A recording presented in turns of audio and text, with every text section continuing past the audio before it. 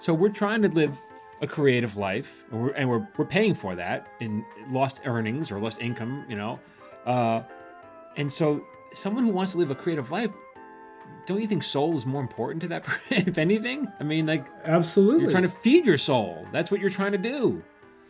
You're listening to Screenwriters Need to Hear This with Michael Jamin.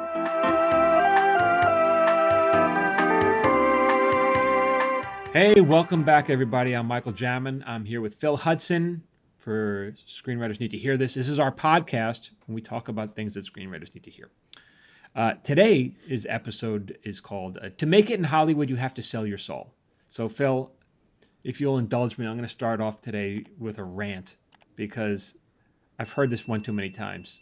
I've gotten this criticism one too many times on social media because I post every day. By the way, if you're not following me, follow me on Instagram and TikTok at Michael Jamin Writer. I post every day, and Facebook. And I get a lot of comments. So I've been hearing this comment one too many times that I blew up. To make it in Hollywood, you have to sell your soul. So first of all, I post every day. I post free advice every day. I don't get paid for it. And I do it because it's nice to give back to the next generation, to help encourage the next generation to move up, to break in. Because you guys, a lot of you are living nowhere near Hollywood. You have absolutely no idea how it works. And so this helps you, right? And so I do this. Does that sound like the actions of someone who has sold their soul? I mean, it's such an offensive thing to say, to leave that comment on my page. You must have sold your soul, And it's just an excuse. Like, first of all, I think these people have sold their brains, honestly. And they probably got $1.50 for it because it's such a stupid thing to say to somebody. By saying that I got to where I am by selling my soul, and I'm not even sure I even know what that means because it's a cliche, but I think it's just an excuse that they are leaving. That's their own excuse for not having tried hard enough, or for they tried hard and they gave up, or maybe they tried super hard but didn't have success, and whatever. Maybe they weren't lucky, or maybe they just didn't have enough talent, or whatever. But regardless, they didn't get to what they wanted. This is their rationale because, well, I was not willing to sell my soul. And so all the people in life who don't get what they want, who don't succeed in whatever capacity they want to succeed in, at least they have their souls. And everyone who has succeeded, they're soulless. And well, I'm better than because I have a soul. Like, it's such horseshit that people tell themselves. And it only hurts yourself. It doesn't hurt me. I already got what I wanted. I wanted to be a TV writer. I already got it. So when you say stupid things like this, it only hurts yourself. There's no truth behind it. And my biggest life lesson that I can share with anybody is be careful of the lies you tell yourself, because that is a lie and it's holding you back. It's keeping you from living whatever dream you want or chasing whatever goal you want by saying, well, I don't want to go there because I don't want to corrupt myself. And so, Phil, I've been in the business for 26 years. You've gotten in less, not as long as I have, but you're getting in. And I ask you this question. You've been around it long enough. How many people in the business have you met that you feel like, oh man, that person sold their soul? Yeah, I don't think I could speak to one person. And I think we might want to define what people mean by this. Let's do that. Right. So, I don't hide it. I'm a religious person. I was raised in a religion. I was inactive in that religion for a while. I was a missionary for that faith for 2 years. That's all I did. Yeah, so you're the perfect person to talk about this. Yeah, I've been, I was not born with a silver spoon in my mouth. I've had ups and downs. I was in foster care, group homes. I was raised on Social Security. I forged my own path in life. I started my own businesses. I moved out here on my own dime. Mm-hmm. I had no one to rely on to support me financially to do this. And at the same time, I have maintained my faith and am active in that faith. And so I think, for those of you who are not religious, I think bear with me when I define this, but I think in general, as an American culture, which are predominantly our audience, that inevitably religion is going to be tied to our perception of things in America because of the Protestant movement, the Pilgrims, the whole purpose of establishing a country with freedom of religion and freedom of speech. So I think that's just tied to it. And I think this is one of those things that comes from that very biblical, Bible-based perspective. And the thing that pops into my mind is, there are several things. Number one, people misquote several scriptures in the Bible. One of those is that you cannot be wealthy and make it into heaven. I think the specific scripture, and I apologize, I don't have the exact verse and book, but it's something along the lines of a rich man would have a better chance of fitting through the eye of a needle than getting into heaven, and money is the root of all evil. Right. Those are two different things. So one, out of context, that sounds pretty crazy that you can't be rich and make it to heaven. And number two, that's a misquote of a scripture that actually says the love of money is the root of all evil. Right. Right. Which I would establish a time money to power, right? Which is a different thing than just financial money. So I think that that's the baseline here. Is what they're saying is that you have to sell your soul, meaning you have to break your scruples or the doctrines and the values and principles you've been taught and raised to believe in order to make it in Hollywood. Right. Which to me is very insulting, because what you're saying is I must be such a weak person that I am willing to bend my morals and values that are the bedrock of who I am as a person in order to make money. Right. When the truth is, I can make a hell of a lot more money in business if I just wanted to do that full time. Right. Right.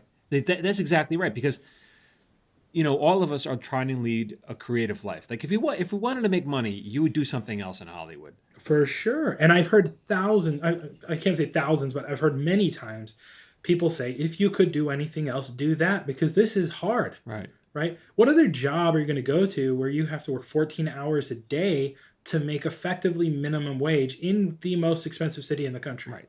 So we're trying to live a creative life, and we're paying for that in lost earnings or lost income, and so someone who wants to live a creative life, don't you think soul is more important to that, if anything? I mean, like, absolutely, you're trying to feed your soul. That's what you're trying to do. But I do like, that's not to say there aren't people in Hollywood who've done bad things. There are plenty of people. There's plenty of evidence of that, and more of it coming out every single day. Yeah. But it's a small percentage of people in positions of power. And I think that speaks directly to that scripture that says the love of money substitute power as the synonym for money. Right. Yeah. They are abusing their power to get what they want. And that happens. It's a small percentage. And that happens in any industry. You could be a politician. Enron, Lehman Marcus. Yeah. Right. I mean, what shakeups all the time, data leaks at Facebook. You can talk about all of the horribly corrupt things Wall Street. People do, but you can't say all business is bad. My father-in-law, before he retired, was a general contractor, and if you listen, he built buildings, and if you listen to his stories, and you believe him, it was the dirtiest industry you could possibly be in, and there's nothing glamorous, about general contractor. It's just like he used to tell me, you don't want to be the last person holding the check, because someone's going to get screwed, and you just don't want to. Someone will get screwed. You just don't want to be that guy. And so, is there dirt? Is it dirty anywhere? Of course, any industry. But are you going to use that? You don't have. It's not like you have to live that life. There are people who do live that life, but you don't sign up and say, well, this is what I chose. I'm going to sell my soul now. Like, it's just so. It's such a bold thing to say. It's such an excuse, and it's just a lie. It's insulting to the people who are living that life, and it's insulting to yourself, because you're ruling it out. You're ruling out whatever you want. You're just ruling it out because you want to have your soul, whatever that means. Yeah, it's an excuse for a nebulous thing, and it is 100% an excuse. It is a way to justify your fear of, my opinion, two things. One, putting yourself out there and doing the work necessary that is required of you to be competent, and not just competent, but really, really good at something. Right. And number two, it's also a fear of losing something that you think you have, right? You're losing the status quo, which is safer. Yeah, right. Exactly. You're trading the unknown for the known, and that's hard for most people to do. But there's also, it's, I don't know how helpful. I hope this is helpful, because I hope this is. May I speak to Yeah. May I speak to something here too that I think is just important? And so for everybody listening to this, like, I think back to myself living in Pleasant Grove, Utah, and Orem, Utah, just trying to, I was working at a deli during the recession. Things were bad. I was just barely getting by. I was working 2 jobs. And the one thing that gave me joy was learning this thing called screenwriting. Right. And I was on the internet and I was absorbing every single forum and blog post I could. And then podcasts started coming out that were teaching and kind of exposing some of these things, really good podcasts from industry insiders who were known names. Right. And it was this glimmer of hope about, okay, there's this thing.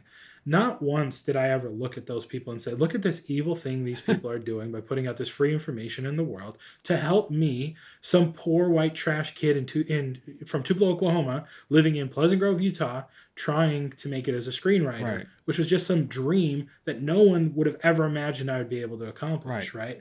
Not once did I attack those people. And so I understand for many people listening to this, Michael Jamin is some fictitious mythical unicorn person who has stepped down from his mountain to shed some wisdom with people, and you're kind of a nebulous, not real person. I fortuitously have been able to know you and your wonderful wife Cynthia for years, almost a decade at this point. Actually over a decade at this point. It was 2011, fall 2011. Not once in that time, and I didn't know either of you had any connection to Hollywood for about 2 years. Not once would I have ever accused you or your wife of having no soul. And that was before and you could say, oh, Phil is just doing this because he's taking advantage of these people because they've got an in. Right. Not once did I ever know or even consider I could get something from you and your wife. And I found you to be nothing but pleasant, compassionate, kind, patient people. And that only increased after I found out who you were and expressed that this was the path I wanted to go down. Right. And then you even more so over-invested time, energy, and love and compassion into me to help me work down this path. So it is offensive for me to hear people say this about you. Well, because I know you. I'm not You're even a real told. Like, person. I don't think I'm that special. Like, honestly, the writers that I work with, I think we're all pretty much the same lot. We're all like, none of us, as far as I know, have I worked with some people who are truly evil and jerks? Yeah, maybe the couple. I'm not sure if I would accuse them. I've heard them referred to as Iagos. Sure, there are people who will like stab you in the back to get ahead. Yeah. But those people don't tend to really be creative people from what I've seen. They tend to be the people who are money people. Or to lack up for their creativity, they have to stab you in the back. But to lack up for their talent or whatever. But honestly, most of us writers are just not like that. It's really, I got to be honest, it's really more of a community than a competition. So I don't want I don't want you to pat me on the back too hard because I feel like we're all pretty much the same. Mike, you're not doing that. I'm doing this because I think it's important, and I will speak to that too. So you take, Kevin Heffernan, Steve Lemmy, Paul Soder, Eric Solhansky, Jay Cart, like these guys from Broken Lizard. Like this is one of the first movies I watched. First rated R movie I ever bought was this movie, Super Troopers. Really? And I'd watch it with my friends and laugh my butt off. And I never once ever thought I would have the opportunity to work with those people. And I'll tell you what these soulless bastards are like, pardon the language. Yeah. I get to know them and they're nothing but kind. Yeah. And there's a comment made where I was like, oh, like loyalty is important. And they turn to me and say, loyalty is the only thing that matters. Mm-hmm. Right. And I was like, okay, that's an interesting kind of, let's paint their character a little here. They care about loyalty more than anything else. Yeah. Fast forward to a friend's in town and he wants to meet up with these guys. He wants to come to set to watch them. And I go to Kevin Heffernan, who's directing an episode. He's dressed like the fire chief. And I say, hey, my buddy's in town. Do you mind if he comes to set? I was like, sure. And he's like, I'll try to keep him like away from me. He's a bit of a super fan. And his response was, he must not know how often I fart.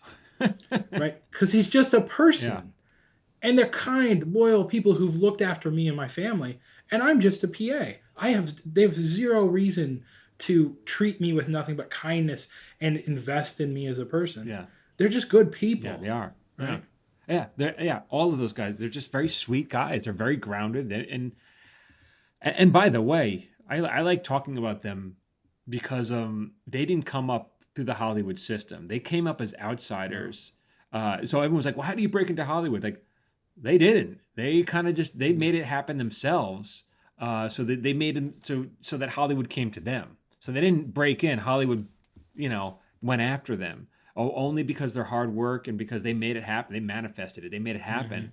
Mm-hmm. I guarantee these are sweet guys. They haven't sold their soul. They're very warm guys. So, that's just a cliche. There's so many cliches And there's others when I want to mention the other excuses that people have, just cliches that it's so easy to circulate that's keeping you from getting what you want, which is, I guess, probably to break into Hollywood as a screenwriter or actor, or director, whatever it is.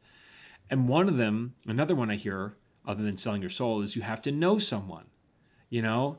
And I've got one on this. Okay, go ahead. Go ahead. I want to hear your thoughts, but I have an example of this. Well, I did a post as well. So I didn't know when I lived in New York. I'm from New York. I graduated college and I moved out to LA. I didn't know a soul here. I wasn't friends with Steven Spielberg. I didn't have a powerful. What I did know is that I went to high school with this girl, and she was a year younger than me. And after I graduated college, so 4 years later, I had heard through the grapevine that her brother was tangentially involved in Hollywood. And so I called her up. It was a little awkward because I hadn't talked to her in many years. I said, hey, I heard your brother is trying to be a sitcom writer. And she goes, yeah. I go, well, is it okay if I talk to him? And she's like, yeah, of course he'd be happy to help you. So I call him up. But he wasn't a sitcom writer. He was an aspiring sitcom writer. He was a guy who had an apartment in Hollywood who wanted So yes, he was closer than I was, but he wasn't close. You know what I'm saying? He just wanted it. And so I called him up and we became roommates, and he was a great guy. He became a mentor to me.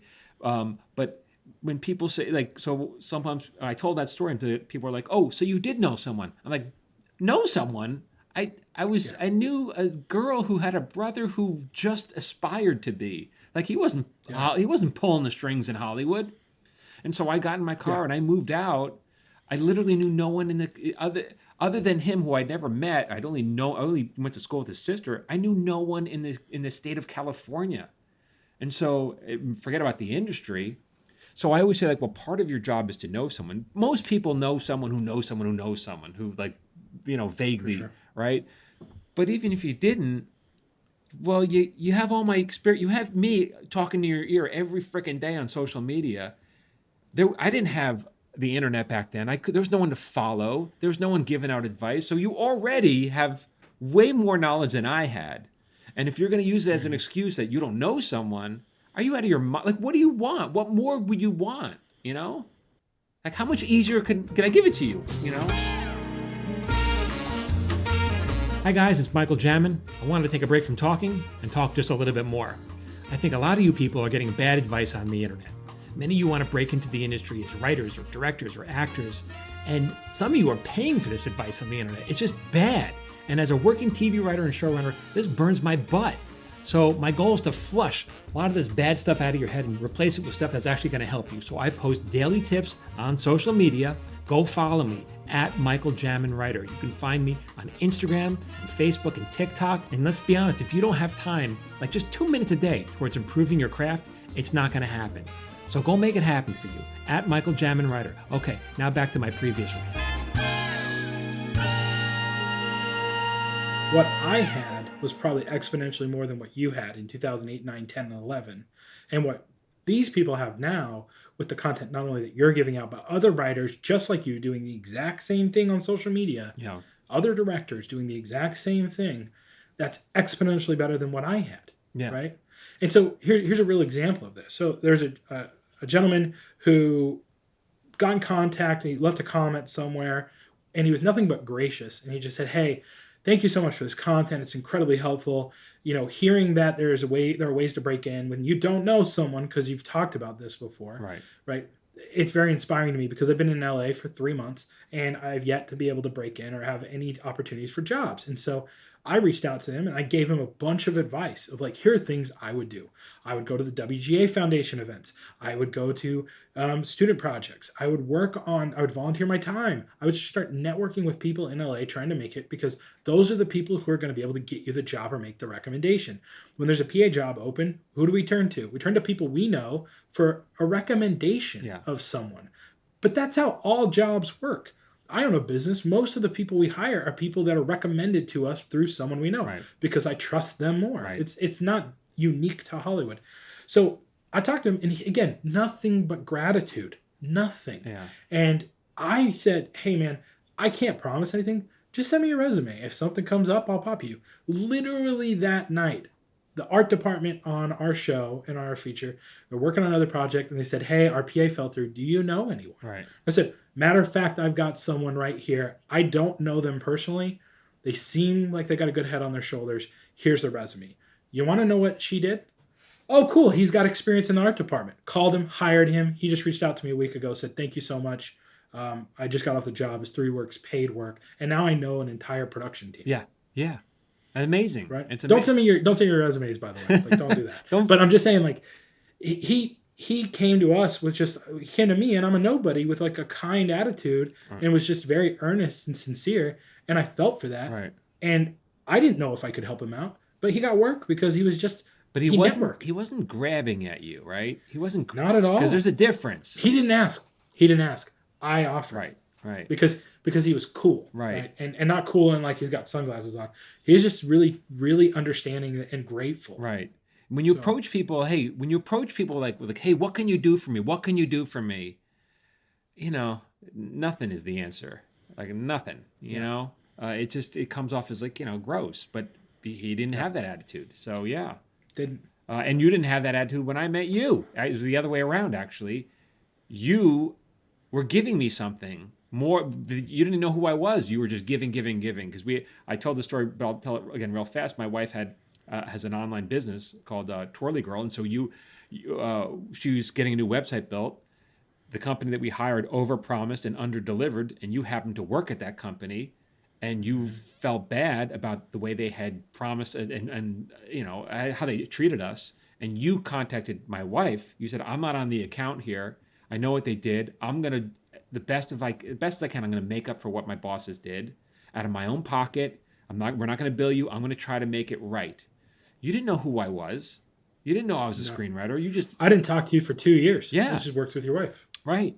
And so that was you giving. And then when I found out that's what you wanted, I was like, hell, I got to help this guy out because he's like how much he's already given me. You know, that's how we met. So, and look what, you know. But hey, man, that's rigged because I knew you when I moved here. Yeah. Right. And right. Exactly. So you knew me. But how did you know me? Right. Oh, well, because you would want to, you know, yeah, that's exactly right. Where's the rigging? Yeah, it's making $24,000 a year in an account management position at a company in Orem, Utah. Yeah. When I met you, right. When I even came into contact with you and your family, tangentially, you just happened to be in Hollywood. But had you not been, if you had not been helping me, you would have been helping somebody. You would have helped someone else who was, you know, for sure. Yeah. Because it's the right thing to do. Right. Because guess what?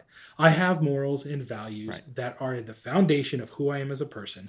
And again, it is offensive to me to tell me I have sold my soul to make it as a PA in Hollywood. Yeah, right. Exactly. Another lie, by the way, as we shatter lives, Phil, nepotism. People say, "Oh, you have to be someone." Read that. Someone left a comment. Read that comment someone left. Oh, yeah. Let me pull it up here. Right here. So this is a comment from 23 hours ago. Don't give the guy's name, but don't leave his name. I'm not. And it was on a post specifically talking about breaking into Hollywood. It was on my TikTok account, or where was it? It was on Instagram related to what studios are looking for in 2022. Okay, so it was on my Instagram account. My Instagram account was at Michael Jamin Writer if you want to follow me for tips. So this is what someone left. And I don't think we should judge this person necessarily because he admits they are new. Right. This is the perception and perspective sold to people about how wicked and evil Hollywood is. Right. Thus, all people involved in Hollywood, tangentially or not, are wicked and evil people. Right. Right. This is brilliant. I just found you. Do you have any posts about how to break into screenwriting if you're new to the game? Right. Again, can't judge this person for the question. Just a statement of what the perspective is. And aren't anybody's nephew. Right. So exactly. So we're not judging him, but his perception is you have to be someone's nephew to break in. And I wasn't someone's nephew. You weren't someone's nephew. I've got a story about someone's son that I could tell you. Go ahead. So there's a PA who was fired off of a network show after 1 year because that person was incompetent, right? And that person was hired because they're the son of a director that the producer wanted to impress. Right. But that person did not do the job, and they did it so poorly, they were not invited back the next year. So that person broke in. Okay, it was a little easier to break in because they were, but they couldn't stay in, you know? Nope, lost their position. Guess who got the job? Me. That's right. Yeah. Some dude. Yeah. Right? And so Oh, and by the way, like I've worked, I guess I've been a TV writer for 26 years or so, and I can think of two writers that I know that knew somebody in the business, and one was Chris Lloyd, who was the co-creator of Modern Family, and I worked with him on Out of Practice, which is a show he co-created. Chris is easily one of the best comedy writers in Hollywood. I mean, you talk to anybody. Yeah, he's out. Yeah, that's him. He's just brilliant. He's a brilliant writer. And so did he know someone? Yeah, because his father was David Lloyd, who wrote Chuckles Bites the Dust, like this famous episode of Mary Tyler Moore. His father was also a brilliant writer. So when Chris, he got in because of nepotism, or I think it's more likely that he inherited his father's brilliant storytelling genes, and because of that, he became a brilliant writer. You know what I'm saying? And by nature, by the fact of there's also this nurturing aspect of you get to see your father doing a job, and you get to observe and learn at a young age, which, by the way, is an opportunity I hope to afford my children because I did not have that upper hand in life. I had to scrape for everything I have. Right. A lot of late hours. Like I'm up at 4:30 a.m. every day working. I know you are. Until 10 when the writer's room starts. And at 12:30 when we take a break, I'm working. And when we get back in, I'm doing my job as writer's assistant. And when we're done, I go work out, spend a couple hours with my family, and I go to bed at 9:30 to get up at 4:30 a.m. again to do this. Yep. Yeah. Right? You're working hard. Because no one handed it to me. Right. But guess what? I want to give my children those opportunities, right? That's not nepotism. Yeah. That's just called being a good parent. By the way, I think you have to have some morals and values and a soul to be able to do that. That's exactly right. So yeah. Fired up, Michael. This is the first time I've been fired up. We're both fired up on this. Usually it's one or the other. Another thing is people saying it's rigged. You know, the Hollywood system is rigged. You know, I will say it favors... It favors when you get to a higher level success, the playing field is definitely easier for you because you've already proven that you could be successful. So you're likely to get another shot. So it is easier, but that's just. But that's like saying But that's like saying like college coaches have no chance of being in the NFL because NFL teams just hire other NFL coaches. Right. Or maybe is it because in the upper echelons of one of the most powerful entertainment and sports industries in the world, who are you going to trust with the leadership of something that literally accounts for millions upon millions upon millions of dollars? Right. Some unknown person or someone who's already done that job and exhibited success. Right. Probably that person. No different. It's an industry. Right. It's work. You're not going to, you know, there's two, in the world of startups, which we're in, there's typically two founders. There is the founder who came up with the idea, and then there is the technical founder who is capable of doing the work necessary to deploy that product. Right. They're both equal founders. Right. So it's not good enough to have just a good idea. It's the execution of the idea, and you need both. Yeah. Same in business as it is in this industry. Another fallacy we want to take apart: you'll never make money as a writer. You've heard that, right? Yeah. I might have told this story on the podcast before, but you know, back in the recession, 2008-9, I was managing like 2 or 3 delis, and I was making $10 an hour to do this, and it was hard to scrape by. I remember getting my check every 2 weeks. It was $700, Michael, like $700. Yeah. Like it was pretty rough. And I'm back in the back of the deli, and I'm like prepping stuff or something, and my boss's dad comes in, who's a very wealthy person in the medical space, and he just looks at me and says, "Oh, I hear you want to be a writer." I was like, "Yeah," and he's like, "You will never make money as a writer. Go into business or something else." Right. And I just remember looking at him, this person that I actually looked up to, and said, "Okay, so I'm somebody who never really had the mentorship that I wanted in life. And here are my bosses who are mentors to me. And here's his father who is a mentor to him and someone I would aspire to be, someone with scruples, someone with a good family, raise his kids to be good, honest people. And he's telling me I will never make money doing the thing that I've known I've wanted to do since I was 12. And he said it with love because he was trying to help. 100%. And in fact, when he left, my boss pulled me aside. He said, "I know that was hard to hear. I hope you know he's only saying that because he cares. Right. He wouldn't have opened his mouth if he didn't care. But that doesn't mean he's right." Right. Yeah. And I'm so glad Brian Irwin said that to me that day, because that might have changed my entire path. Yeah. Right? Yeah. Right. Having someone kill your dreams before, you know, if this is what you want, why are you letting someone else determine your life, or someone, or some cliche that's floating on the internet? Why would you let someone determine your life? I heard this guy, it was interesting. If you pay attention, there are interesting people to follow on the internet and this one guy was saying, you should never discourage your kids from trying to do something, from chasing whatever goal they have, because if they want it bad enough, they'll figure out how to make money that way. You know what I'm saying? Because you say, well, you're not going to make money. Well, no, there's ways to monetize things. There really are. If you want it bad enough, you'll figure out a way how to monetize it. So let's back that up, right? You'll never make money as a writer. I was told this exact same thing by people who said I'd never make money playing video games. And they're right, because I stopped playing video games to do other things. Right. But there are a lot of people making a lot of money playing video games right now, Michael. Yeah. Like a lot more money than you and I make. Yeah. Playing video games. Why? Again, all said with love. All said with stacked limiting beliefs that I would say are generational. And that doesn't mean we shouldn't listen to elders or people we respect and care about. They have our best interest at heart.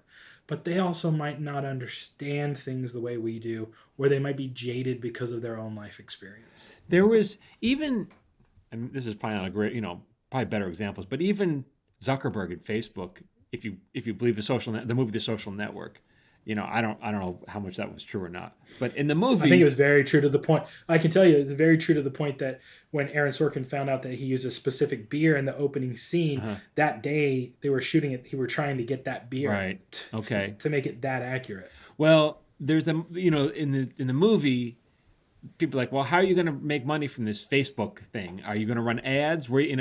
And that was not his goal. His goal was not, in the beginning at least, was not to make money. And he figured out how to make money, which was by selling all your data and privacy information and becoming the richest man in the world. But at least in the beginning, that wasn't his goal. His goal was to follow whatever his passion was. Connecting people, probably because he has a problem connecting in real life. But yeah, you'll figure out how to if it's important to you. Why are you letting anyone quash your dream? But I do say I try not to use the word dreams. I intentionally. I try to say your goal. I don't try if your goal is to make it in Hollywood or become a screenwriter, it's not your dream, because a dream, I don't like that word. A dream is something that you do at night when you're not even trying to dream. It's like it comes in your head and then you wake up and it's gone, and you have no control of your dreams. Your goals you have control over. You put one step at a time. You do, this is what I'm going to do today to get one step closer to reaching my goal. So that's why I like to say, working in Hollywood should not be a dream. It should be a goal, because goals are attainable. Yeah, there's a famous quote that says, "A goal not written down is just a dream." Oh, okay, yeah. And because as soon as it's committed to paper, it's kind of, set in stone would be the what analogy for that, right? It's like it's set in stone. You have now committed it to paper, which is tangible, as opposed to something that you just have passively in your brain. Right. And go ahead. Well, so the person who's saying, to make it in Hollywood, you have to sell your soul. Well, have you tried doing the first step? Have you tried writing a script? Have you tried that part yet? Probably not. Have you tried moving to Hollywood? Have you tried, doing all the other things before you have to sell your soul to make it in Hollywood? No, I haven't tried any of those things. Okay, well, yeah. Enjoy your soul. So let me just give you another example of this exact thing. So, I was presented with an interesting opportunity in 2013. At that time, you'd kind of been mentoring me and giving me kind of writing lessons via email. And you and your wife got me a subscription to the Writers Guild magazine, which I read just vehemently, just every single word I dissected. And I was volunteering at Sundance at the time. And about the same time, I was offered a scholarship to go to film school through Redford's assistant. This wonderful woman named Kathleen Broyles offered me that opportunity. And I had this question, like, do I move to LA? Do I go to Hollywood? And at the time, I was invited to what we call a mission reunion, where I went back to all the missionaries that I served with for 2 years. And we just meet up, and you have dinner, and you just kind of talk, and you kind of catch up, like, what, who has families, this kind of stuff. And I kind of mentioned, I ran into my mission president, who's this very kind man that I absolutely look up to, and very successful attorney. very, very successful. And he said, I told him what I was planning on doing. I was like, I'm considering moving to LA. I want to be a screenwriter. Should I move to LA? Should I go to film school? And he said, look, Hollywood has stolen the soul of many good men. And so if you even think that you could be swayed to go that way, I would consider not going. Right. And that's a very religious perspective. Wait, say what he said again. He said what? He said, Hollywood has stolen the soul of many good men. Has stolen the soul of many good men. Okay. But if you feel you could be swayed, right. I would consider not going there.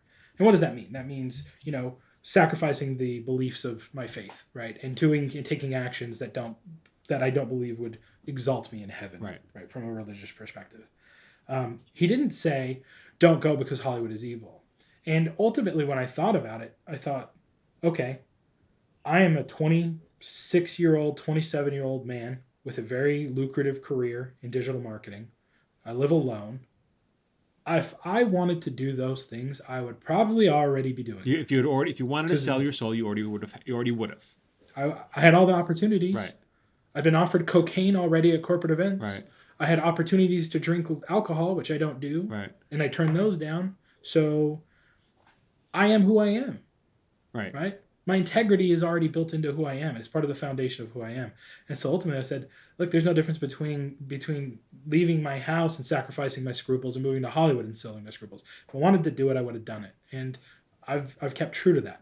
It's so interesting that I think maybe there's a perception that because I'm a Hollywood screenwriter, I must go to these Hollywood parties in the Hollywood Hills and with cocaine on the whatever coffee table. Like it's so when I so rarely have gone to a Hollywood party that when I go, it's almost like, wow, look at this, I'm at a Hollywood party, and I don't even see any of that stuff going on there. But it's when I go to one of these parties, I'm talking about in my 26 year or maybe 2 or 3, I definitely feel like, wow, look at that. Like I'm as much a visitor as anybody else is. So, I just don't live that lifestyle at all.